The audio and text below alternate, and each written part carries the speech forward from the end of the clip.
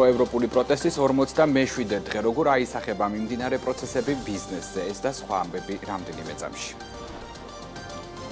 ბიზნესმენი ლაშა პაპაშვილი მის შესაძლო დასანქცირებას ეხმაურება და ამბობს, რომ რადიო თავისუფლება მტკიცებულებები უნდა წარმოადგინოს მას და მის ოჯახს, რომელს სახელმწიფო ფულთან ჰქონდათ შეხება. სრული ნდობა გვაქვს ირაკლი გილაურისადმი, საქართველოს კაპიტალის დირექტორთა საბჭო არ ეთანხმება მოსაზრებას, რომ შეერთებული შტატების ან ნებისმიერი სხვა ქვეყნის მთავრობა შესაძლოა ირაკლი გილაურის წინააღმდეგ რაიმე მოქმედებას განიხილავდეს. PSP ჯგუფი 15 იანვარს 5 წუთით საქმიანობა შეაჩერებს, როგორც კახა ოქრიაშვილის სოციალურ ქსელში წერს, კომპანია საყოველთაო გაფიცვას უერთდება. საქართველოს ნავთობისა და გაზის კორპორაცია წყალტუბოში 25 მეგავატიანი ქარის ელექტროსადგურის აშენების პროექტს სწავლობს. გამარჯობა, საქმის კურსი აგრძელებს პირდაპირ ეთერში მუშაობას, ახალ ამბებს გიგა ბენია გაგაცნობთ. ქართული ოცნების მიერ დაკავებული ანდრო ჭიჭინაძის დედა ლიკა გუნცაძე აქტივისტები TBC ბანკის დირექტორს ვახტანგ ბუცხრიკიძეს ხვდებიან. მანამდე ისინი საქართველოს ბანკის გენერალურ დირექტორს შეხვდნენ. ლიკა გუნცაძის განცხადებით არჩილ გაჩეჩილაძისგან დასტური მიიღეს, რომ არ შეიზღუდება და არ დაისჯება არც ერთი თანამშრომელი, რომელიც 15 იანვარს გაეფიცება. კითხვაზე გარანტია მისცათ თუ არა საქართველოს ბანკის გენერალურმა დირექტორმა აღნიშნულზე, ლიკა გუნცაძე ამბობს, რომ მათ შეჰპირდნენ და პირობის აღსრულებას მათ შორის საჯარო კომენტარის გაკეთებას ელოდებიან. აღსანიშნავია, რომ დაგეგმილია ასევე შეხვედრა უბრალოდ მიმდინარეობს ამ წუთებში TBC ბანკის მენეჯმენტთანაც. ვისაც უნდა ის გამოვა დააფიქსირებს თავის პროტესტს და შეგვიძლია რომ არავინ არ დაისჯება. ძალიან კონსტრუქციული საუბარი ჰქონდა. ეხლა ჩვენ ველოდებით ამის აღსრულებას და ნახოთ რა კომენტარს გააკეთებენ. მივიღეთ პასუხი, ისინი არასდროს არ უშლიდნენ თავიანთ თანამშრომლებს გამოხატვის თავისუფლებას და არც შეუშლიან მომავალში, ესე იგი არც 15-ში შეუშლიან ხელს და ამის დადასტურებას ველი. ძალიან მწვავეა ეს კრიზისი, პატიმრები, სრულიად უდანაშაულო პატრიოტები, ახალგაზრდები სხედან ციხეებში და სწორედ ეს ახალი კომპონენტი გამაფრთხილებელი გაფიცვის სახით არის კიდევ ერთი მნიშვნელოვანი ეროვნული სიგნალი ივანიშვილისათვის, რომ მან დაინიშნოს ახალი არჩევნები, ახალი ცესკოს პირობებში და გათავისუფლდნენ პატიმრები.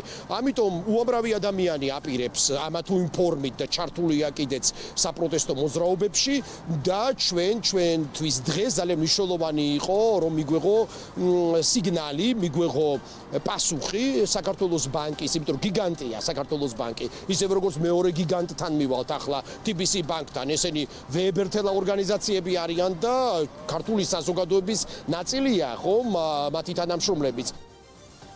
უცხოელებმა საქართველოს სახელმწიფო ობლიგაციებში ინვესტირება შეამცირეს. ამის შესახებ ეროვნული ბანკის მიერ გამოქვეყნებული სტატისტიკიდან ხდება ცნობილი.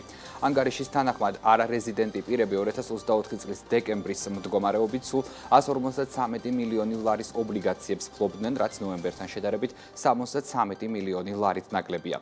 გასული წლის მეოთხე კვარტალში აღნიშნული დაბანდებების ზომა 52%-ით შემცირდა. არარეზიდენტების მხრიდან სახაზინო ობლიგაციებში ინვესტირების შემცირება იმაზე მეტყველებს, რომ უცხოელი ინვესტორების ნდობა მთავრობის მიერ გამოშვებული ლარის ფასიანი ქაღალდების მიმართ შემცირებულია. მთლიანობაში სახაზინო ფასიანი ქაღალდების ბაზრის ზომა 9 მილიარდ 700 მილიონი ლარია, საიდანაც 6 მილიარდ 700 მილიონი ლარი ქართული კომერციული ბანკების მფლობელობაშია, მილიარდ 600 მილიონი კი ეროვნული ბანკის საკუთრებაშია.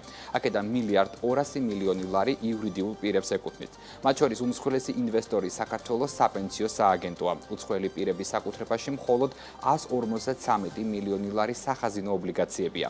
ეს სახელმწიფო ობლიგაციების პორტფელის მხოლოდ 2%-ია. საერთაშორისო ბაზრებზე საწვავი ძვირდება. ბოლო ერთი თვის განმავლობაში ბარელი ბრენტის ღირებულება თითქმის 10%-ით არის გაზრდილი და $80 აჭარბებს. ადგილობრივი ნავთობიმპორტიორები ჯერჯერობით ამბობენ, რომ მათ აქვთ მარაგები და საქართველოში საწვავის ფასის დაკორექტირება ამ მოცემულობით მოსალოდნელი არ არის. თუმცა, თუ საერთაშორისო ბაზარზე საწვავის ღირებულება ზრდას გააგრძელებს, სავარაუდოდ საწვავის ფასების გადახედვის საჭიროება ქვეყანაშიც დადგება.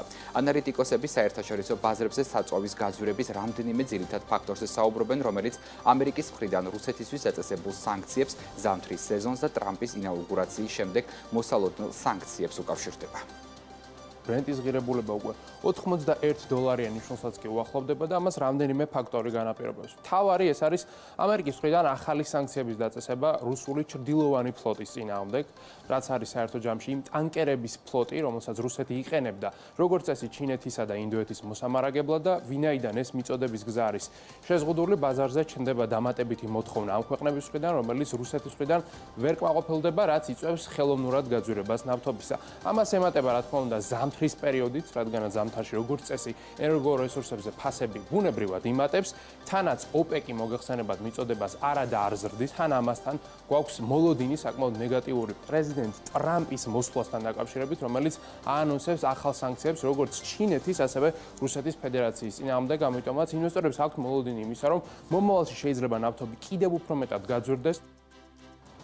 პროევროპული პროტესტი გრძელდება, მთავარ მოთხოვნებად ახალი არჩევნები და აქციებზე დაკავებული ადამიანების გათავისუფლება რჩება. აქციები დაკავებებით დასრულდა გუშინ, როგორც თბილისში, ასევე ბათუმში. პატიმრობაში რჩებიან დაკავებული პირები. პროტესტის 47 დღეს აქციებია დაგეგმილი თბილისსა და რეგიონებში. 7 საათზე კი ტრადიციულად მოქალაქეები კვლავ პარლამენტთან შეიკრიბებიან. როგორ აისახება მიმდინარე მოვლენები ბიზნესზე, რომლის ნაწილი უკვე ღიად მიუთითებს, რომ ეკონომიკური აქტივობა შენელებულია. ბექა გონაშვილი, ფერმერი, კომპანია აგროფიზიკის დამფუძნებელი გვერდება პირდაპირ ეთერში. გამარჯობა ბექა, მადლობა რომ მონაწილეობას იღებთ გადაცემაში.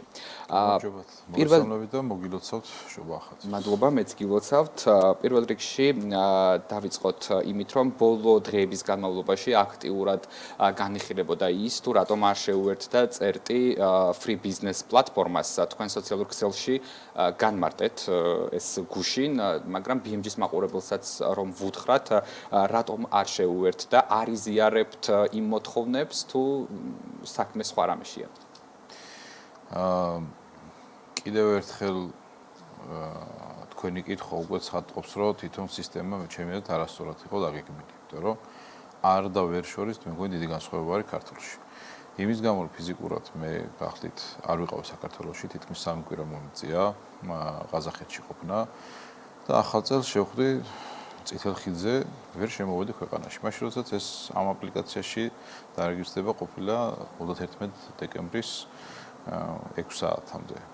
თუმცა ეს იყო ერთ-ერთი, ეს იყო რეალურად მიზეზი, მაგრამ რეალურად ის რომ მე პირადად გეტყვით რომ ის აზიოტაჟი რაც მე ამ ყველაფერს მოყვა, ჩემი აზრით ყოველად გაუგებარი არის, იმიტომ რომ რატომღაც რაღაცა ისე გამოვიდა თითქოს თუ აქ ვერ ხარ დარეგისტრირებული, ესე იგი გამოდის რომ რაღაცა ის ხარ, რა ქვია, ქვეყნის მოღალატე ხარ. რატომღაც ბევრმა ჩემმა მეგობარმა ესე გამოაცხადა ეს ყველაფერი და მე ეს გამიკვირდა სიმართლე გითხრათ, არც ვაპირებდი რომ ძალიან იმიტომ რომ მოქალაქეებს აინტერესებთ ამ შემთხვევაში რომ ბიზნესმენი დგას აქეთ კი ბატონო, მაგრამ ნახეთ რა არის, ძალიან მარტივი არის ის მოქალაქესაც ძალიან მარტივად შეუძლია ჩემი აზრით ნახოს თუ ამის სრული ექნება. რა ვიცი, წლების განმავლობაში ჩვენ რას ვაკეთებთ და თუნდაც ისინი და სხვათა შორის ჩემ და სამწუხაროდ იმ სიაში ბევრი ისეთ კომპანია ვნახე, რომელსაც მე პირადად ბევრი კითხვის ნიშანები გამიჩნდა.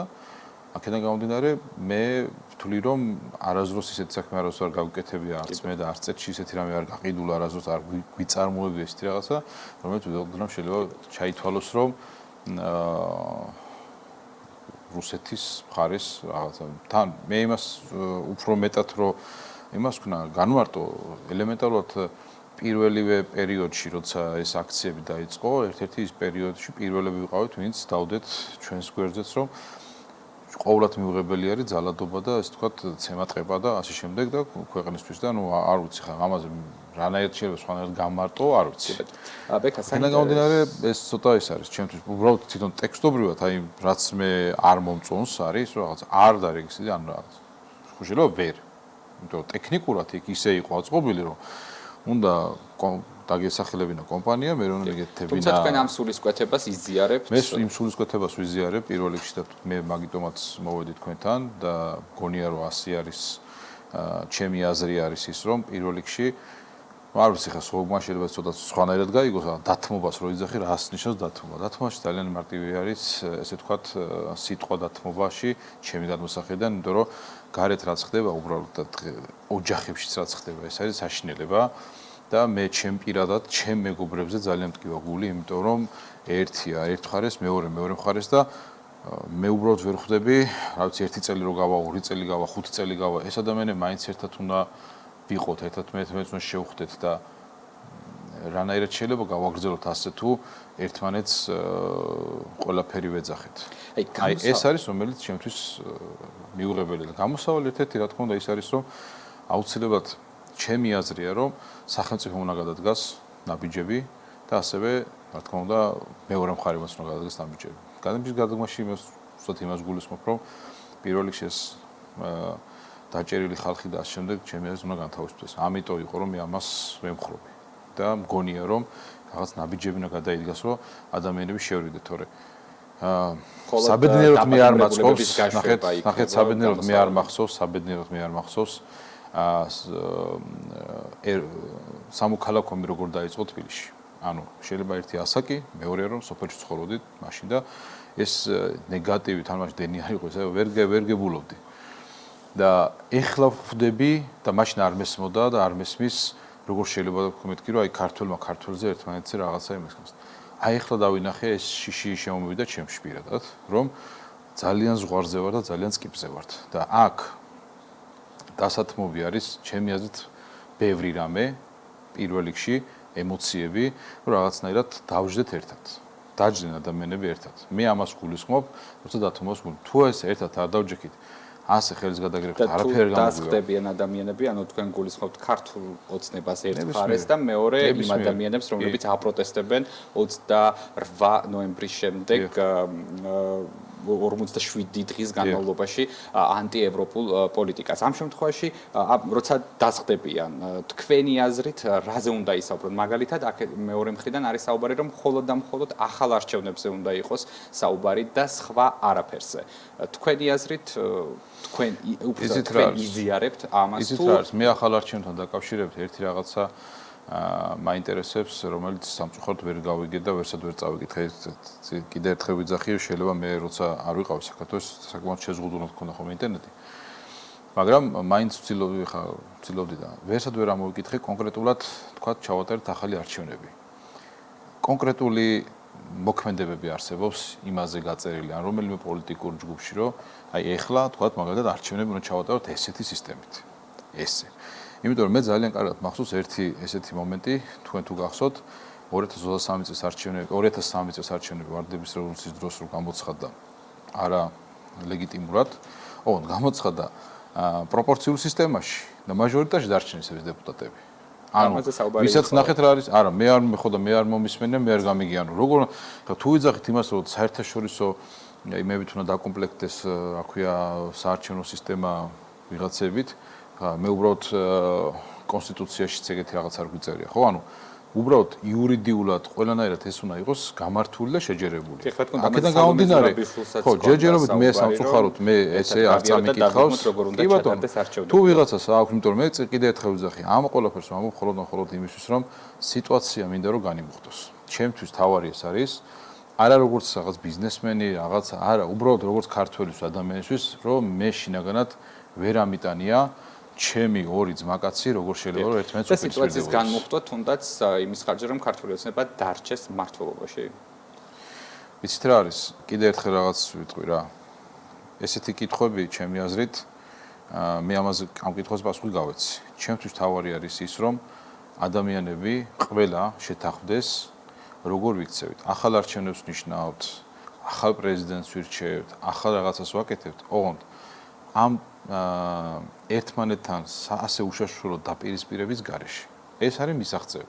მე უბრალოდ თუ ვინმე მეკითხავს, მგონია, რომ ამის გულისთვის ყველამ რაღაცნაირად ერთმანეთთან უნდა დავთმოთ და დავждეთ. და ამის იქით საუბარი როგორ წარიმართება, თუ ეს აღტკინება გაქვს და ეს სურვილი გაქვს, რომ შენ გინდა რომ ქვეყანაში სიტუაცია გადატეხო, აქედან გამომდინარე ქართული ოცნება იქნება თუ სხვა იქნება, მნიშვნელობა არ აქვს. თავარი არის რომ ყველანი ვინც არიან ორივე მხარე იყოს შეთანხმებული ხვალე ცხოვრება როგორ გავაგზავნოთ, რომ ამ ორ მხარეს შორის არიან კიდევ ის ადამიანები, რომლებიც აი ამ სიტუაციიდან გამომდინარე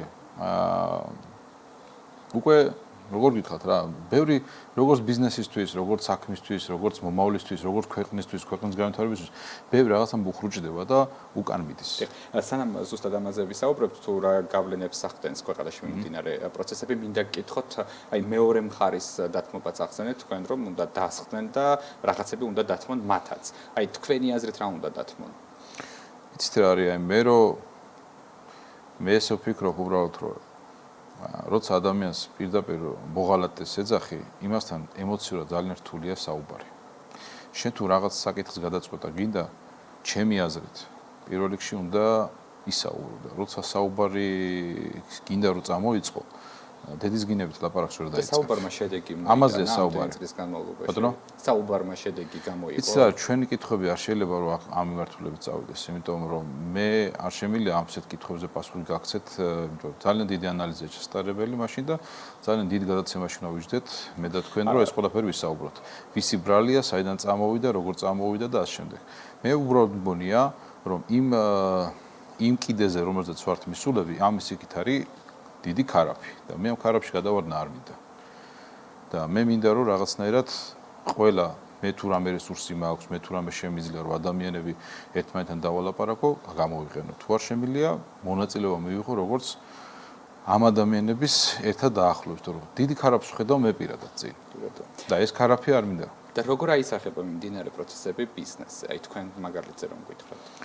აი როგორ გითხრათ ახლა ემოციურად ხო რამხელაზე რთულია ეს ყველაფერი. მაგრამ მეორე რა თქმა უნდა ყველა ჩვენი საქმიანობა და ჩვენი ქვეყანა არა ვართ ხო რაღაცა ერთი როგორ გითხრათ ჩაკეტილი ჩვენ გვინდა არ გვინდა ლოკაციურად ისეთ გეოგრაფიული მდებარეობა გვაგვაჩნია რომ სხვადასხვა ქვეყნებს და სხვადასხვა ბიზნესებს უნდა ვეურთიერთობოთ. ყიდვა, გაყიდვა, ტრანზიტი და ასე შემდეგ.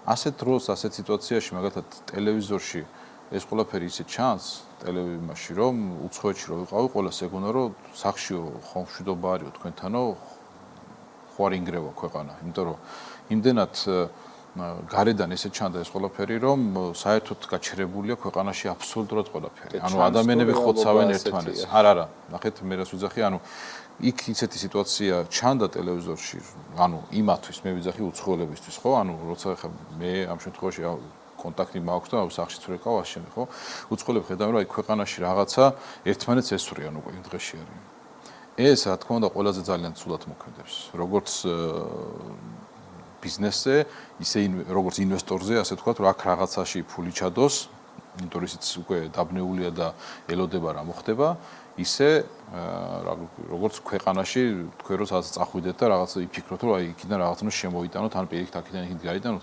თქვენც დაძაბული ხართ. აქედან გამომდინარე ეს სიტუაცია ბიზნესს ვერანაირად ვერ წაადგება, არ ვიცი ხა ეკონომიკური რაღაც ციფრები მე როგორც დაიდება, ალბათ ეს აისახება, მაგრამ მე მგონია რომ დეკემბერში ჩვენ საკმაოდ რთული თვე გქონდა.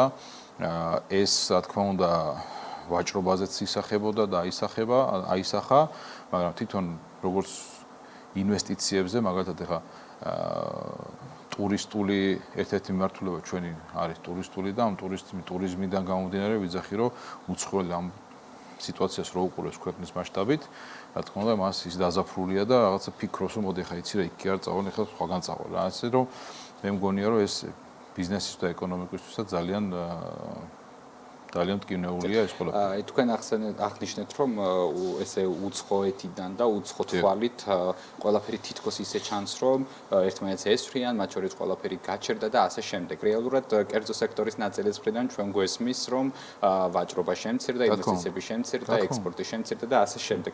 თქვენ შემთხვევაში მოგიწიათ თუ არა ინვესტიციებზე უარის თქმა, მოგიწიათ თუ არა უბრალოდ შეგიმცირდათ თუ არა გაყიდვები და ის ზოგადად რა მდგომარეობა გაქვთ თქვენ? ნუ ასე თუ შევხედავთ წერტის მიმართულებით, კი რა თქმა უნდა ის ახალი წელს პერიოდი არ იყო ესეთი, როგორც თქვა შეიძლება სხვა წლებში და ეს მოსალოდნელიც იყო ამ სიტუაციიდან გამომდინარე, მაგრამ აი როგორ გითხრათ, მე სხვა მომიჯნავე ბიზნესებს რომელსაც უყურებ, ხო, მაგათაც რომელიც არის, თქვა, ჰორეკა და ასე შემდეგ, ყველას ძალიან დიდი პრობლემა აქვს, რომელიც შეიძლება დღეს არა, მაგრამ ხვალე, რა თქმა უნდა, უფრო ცუდად აისახება, იმიტომ რომ რაღაცა შეიძლება პერიოდი გადადის, რაღაცა გორდება, მაგრამ მე უკვე ასე თქვა, ყველას არასახარბიელო პერიოდი დაუდგება. არ ვიცი ხა ეს რამდენი ხანი გაგრძელდება ეს ყველაფერი, თუმცა ვფიქრობ, რომ ალბათ 2-3 თვის შემდეგ უფრო გაცილებით ტკივნეული შედეგები გვექნება, ვიდრე თქვა ეხლა გვაქვს საუცხოოდ. მადლობა. დაგემშვიდობებით. ბექა კონაშვილი, ფერმერი და კომპანია აგროქიზიყის დამფუძნებელი საუბრობდა საქმის კურსის პირდაპირ ეთერში. საქმის კურსი კი ამ დროისთვის ამით დასრულებულია. ერთმანეთს 17 საათსა და 40 წუთზე შევხვდებით დროებით.